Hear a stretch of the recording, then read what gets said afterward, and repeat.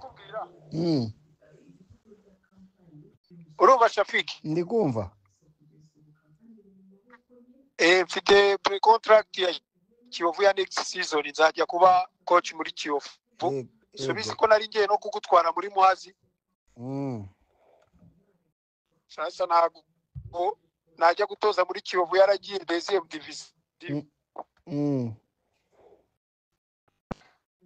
kandi urabizi Kiyovu turi gukora ibishoboka byose kugira ngo igume muri Premier Division uramfasha ikirere kandi umwaka utaha tuzaba turi kumwe subizi ko nge najya mbeshya wa mugabo we njya mbeshya wa mugabo ndikumva kocha ndabizi uramfasha ikirere kandi urabizi Drogba si mukunda ndabizi ibintu yankoze ndabizi nanjye yankoze ibintu nawe icyo yagukoze urabizi yego none uramfasha iki wa mugabo kocha urabizi turi mu kifungo yego turi mu kifungo cyo ntago mbizi ikintu ngiye kukufasha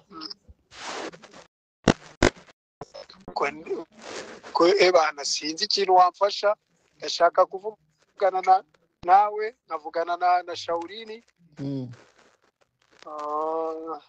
Gasongo ntago agikina ariko azakina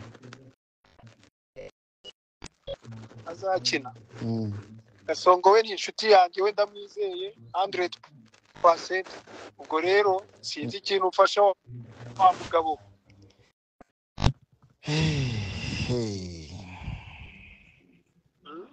ikibazo ni ikifungo Swaumu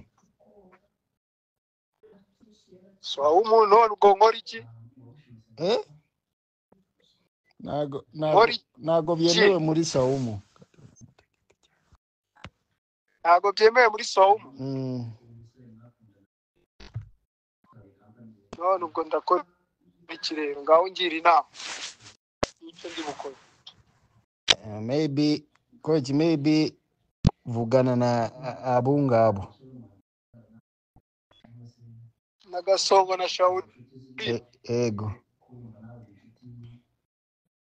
nimero ya Shauri niwe ntago ngira nimero ye Gasongo wenda